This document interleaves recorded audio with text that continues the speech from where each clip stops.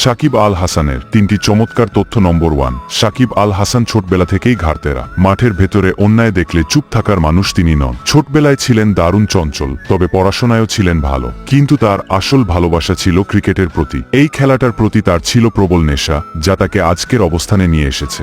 নম্বর 2, বেশিরভাগ ক্রিকেটারেরই কোনো না কোনো আইডল থাকে, যাকে দেখে তারা অনুপ্রাণিত হয়। কিন্তু সাকিব ব্যতিক্রম। তিনি কখনোই কাউকে নিজের আদর্শ হিসেবে দেখেননি, বরং নিজের মতো করেই নিজের পথ তৈরি করেছেন।